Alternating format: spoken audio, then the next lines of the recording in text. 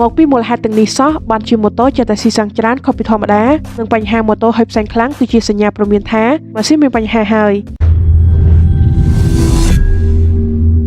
ម៉ូតូគឺជាមធ្យោបាយដ៏ចាំបាច់សម្រាប់ពលរដ្ឋក្នុងការជិះធ្វើដំណើរជារៀងរាល់ថ្ងៃប៉ុន្តែការកើនឡើងនៃតម្លៃប្រេងឥន្ធនៈជាហេតុធ្វើឲ្យពួកគេម្នាក់ៗដែលជាអ្នកប្រើប្រាស់តែងតែខ្វល់ខ្វាយខ្លាំងពីការចំណាយខ្ពស់លើការប្រើប្រាស់ថាមពលក្រៅពីប្រព័ន្ធបច្ចេកទេសរបស់ម៉ូតូមានចំណុចគន្លឹះមួយចំនួនទៀតដែលអ្នកប្រើប្រាស់ម៉ូតូគួរតែសិក្សាស្វែងយល់ដើម្បីជួយសន្សំសំចៃទៅលើការប្រើប្រាស់ថាមពលឲ្យបានកម្រិតអតិបរមាអ្នកប្រើប្រាស់ត្រូវអនុវត្តវិធីពីរយ៉ាងគឺការថែទាំនិងវិធីក្នុងការជិះឲ្យបានត្រឹមត្រូវតើត្រូវមានការថែទាំនិងវិធីជិះយ៉ាងណាខ្លះវិធីថែទាំ1ការពិនិត្យជាទៀងទាត់លើការប្រើប្រាស់ប្រេងម៉ាស៊ីនប្រសិនកម្រិតប្រេងម៉ាស៊ីនប្រើលើសឬមិនគ្រប់ចំណុះកំណត់អាចធ្វើឲ្យប៉ះពាល់ដល់គ្រឿងម៉ាស៊ីនដែលធ្វើឲ្យម៉ាស៊ីនរត់មិនបានស្រួលនិងនាំឲ្យស៊ីសាំងអ្នកប្រើប្រាស់ត្រូវយកចិត្តទុកដាក់និងត្រួតពិនិត្យប្រេងឲ្យបានទៀងទាត់តាមការកំណត់ 1000 គីឡូម៉ែត្រត្រូវតែផ្លាស់ប្ដូរប្រេងម្ដង2ការត្រួតពិនិត្យសម្ពាធខ្យល់ក្នុងកង់ចំណុចនេះក៏ត្រូវមានការប្រុងប្រយ័ត្នខ្ពស់នោះដែរជាធម្មតាកាលណាសម្ពាធខ្យល់កង់ធូរពេកធ្វើឲ្យម៉ាស៊ីនប្រឹងអូសនិងត្រូវប្រើកម្លាំងខ្លាំងជាមូលហេតុដ៏ចម្បងមួយ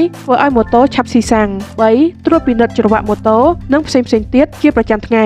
ត្រូវមើលថាតើច្រវាក់ម៉ូតូរឹតតឹងពេកឬក៏រលុងពេកធ្វើយ៉ាងណាឲ្យសមស្របដើម្បីកុំឲ្យប៉ះពាល់ដល់ដំណើរការម៉ាស៊ីនក្រៅពីវិធីថែទាំការជិះមិនបានត្រឹមត្រូវក៏ជាមូលហេតុធ្វើឲ្យម៉ូតូឆាប់ស៊ីសាំងដែរពីដែលប្រើប្រាស់ថាមពលអស់តិចគឺត្រូវជិះក្នុងល្បឿនថេរពី30ទៅ40គីឡូម៉ែត្រក្នុង1ម៉ោងកាលណាជិះល្បឿនកាន់តែខ្លាំងការស៊ីសាំងក៏កាន់តែច្រើនសម្រាប់ល្បឿន30ទៅ40គីឡូម៉ែត្រនៅក្នុងទីក្រុងសមស្របសម្រាប់ការជិះធ្វើដំណើរ4ជៀសវាងការចាប់ហ្វ្រាំងខ្លាំងពេកនិងមូហ្គាទាំងបង្ខំកាលណាចាប់ហ្វ្រាំងខ្លាំងនិងបង្ខំធ្វើឲ្យអស់ល្បឿនហើយនៅពេលដែលត្រូវការសាំងលេខឡើងវិញត្រូវការមូហ្គាខ្លាំងដែលនេះធ្វើឲ្យការចំណាយសាំងកាន់តែខ្ពស់5ការបញ្ចូលលេខត្រូវឲ្យសមស្របជាមួយល្បឿនការបញ្ចូលលេខត្រូវប្រើប្រាស់ឲ្យបានសមស្របជាមួយនឹងល្បឿនដោយមិនត្រូវបញ្ចូលលេខភ្លាមៗដោយត្រូវរត់ដេប៉ាក្នុងរយៈចម្ងាយសមស្របទើបត្រូវបញ្ចូលលេខតាមលំដាប់លំដោយដើម្បីកុំឲ្យម៉ាស៊ីនរត់ខ្លាំងនាំឲ្យស៊ីសាំងចំណុចមួយទៀតការជៀសវាងបញ្ឆេះម៉ាស៊ីននិងមូហ្គាចោលជាពិសេសនៅពេលឈប់ចតឬឈប់ស្តុបដែលអាចនាំឲ្យស៊ីសាំង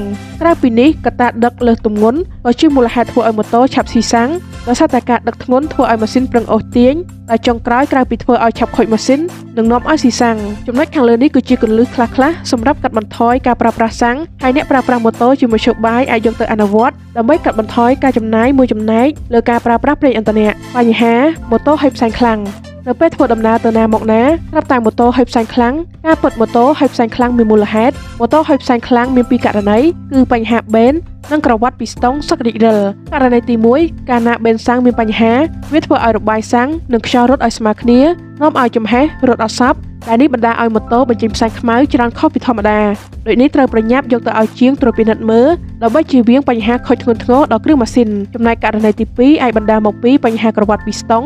ឬចប៉ាប់សឹករីករិលនៅពេលដែលចប៉ាប់ឬក្រវ៉ាត់ពីស្តុងមានស្នាមឆូតឬចំហមិនអាចទប់ចំហេះក្នុងម៉ាស៊ីនវានឹងបង្កឲ្យមានផ្សែងពណ៌សចេញមកក្រៅវិធីការពារត្រូវត្រួតពិនិត្យប្រេងម៉ាស៊ីនឲ្យបានទៀងទាត់និងត្រូវលាងសម្អាតសម្បុកអែร์ឲ្យបានញឹកញាប់ដើម្បីថែរក្សាកុំឲ្យធូលីដីហុយចូល